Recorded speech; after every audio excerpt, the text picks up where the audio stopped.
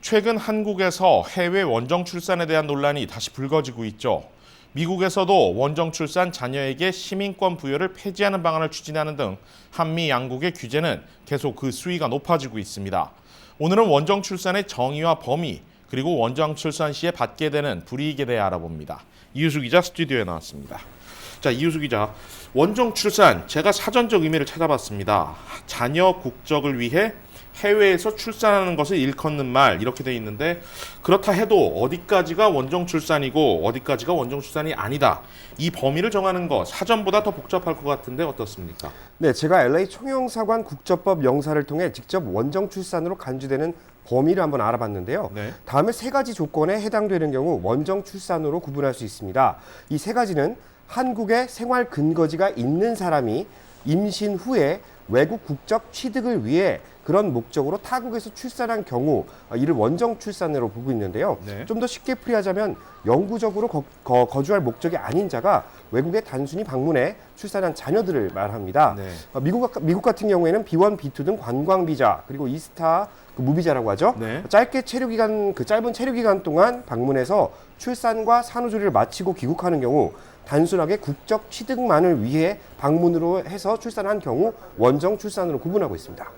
임신한 후에, 임신 8개월, 임신 9개월 후에 비행기를 타고 오셔가지고 뭐 이쪽에서 출산하고 산후조리원에서 다 산후조리하고 그냥 90일 이내에 여권 가지고 나가는 경우, 이런 경우는 100% 원정 출산이죠.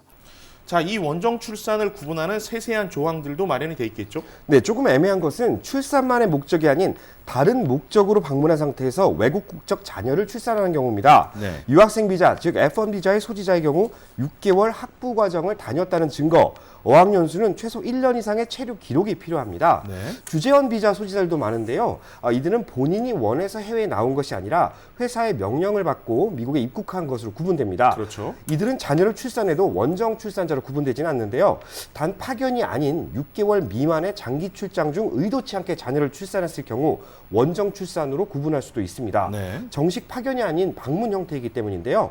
고의적으로 출산한 것이 아님을 증빙하는 서류가 뒷받침되어야 원정 출산자 대상에서 벗어난다고 합니다. 자, 이렇게 원정 출산으로 간주하는 것을 세부적으로 이렇게 조항을 만들어 놓은 것은 결국 이제 원정 출산일 경우엔 불이익이 있을 수 있다. 실제로 한국 정부가 지금 세워놓은 어떤 불이익들, 어떤 것들이 있겠습니까? 네, 원정 출산자는 선천적 복수 국적자와 달리 두 나라의 국적을 보유할 수 없습니다. 네. 이 점이 가장 큰 불이익으로 볼 수 있겠는데요. 남성은 물론 그 병역 의무가 없는 여성도 외국 국적 불행사 서약을 통한 이중 국적 유지에도 제약을 받습니다. 원정 출산자 같은 경우에는 요거는 남자, 여자 공히 원정 출산자다 이러면은 외국 국적 불행사 서약에 의해서 복수 국적을 유지를 할 수가 없습니다. 조금 이제 단어가 생소한데 외국 국적 불행사 서약, 이게 뭡니까?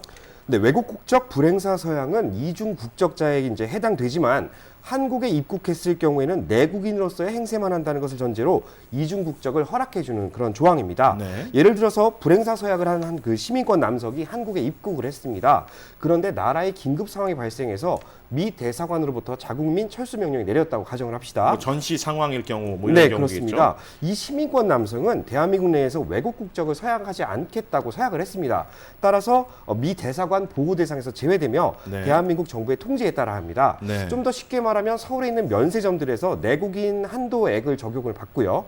외국인 전용 카지노에도 출입할 수 없습니다. 네. 다른 대한민국 국적자와 동일하게 말이죠. 네, 결국에는 이제 한국 내에서는 미국인으로 아니면 해외 국적자로 볼 수 없다. 뭐 이렇게 볼 수 있겠네요. 네. 자, 결국에는 이런 것들을 다 세세적으로 이제 들여다보는 이유가 결국 병역법과 관련이 있기 때문 아니겠습니까? 이제 원정 출산도 결국 자녀의 병역 의무를 기피하려는 의도 아니냐, 이렇게 볼 수 있는 경향도 있고, 그렇다면 이제 원정 출산 자녀가 병역을 만약에 이행을 한다, 이런 경우에는 어떻게 됩니까?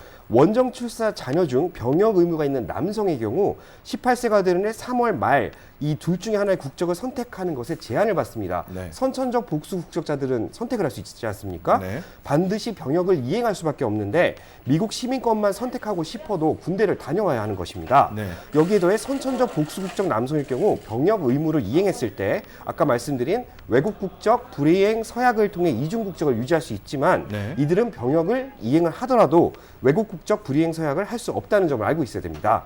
둘 중 하나의 국적밖에 선택할 수 없으며 남자는 병역 의무를 해야 둘 중 하나의 국적을 선택할 수 있는 기회가 주어지는 겁니다. 네, 그 밖에 또 중요한 점들이 있다면 좀 어떤 것들이 있을까요? 네, 국적 이탈의 요건에 대해서 좀 설명을 드리겠는데요. 국적 이탈, 그러니까 18살이 되는 3월 말까지 할 수 있는 기준이 있습니다. 그렇죠. 국적 이탈은 신청은 반드시 해외에 주소를 두고 있는 상태에서만 진행이 돼야 되는데요. 네. 다시 말해서 한국 내에서 내가 국적을 이탈하고 싶어도 이탈할 수 없다는 것입니다.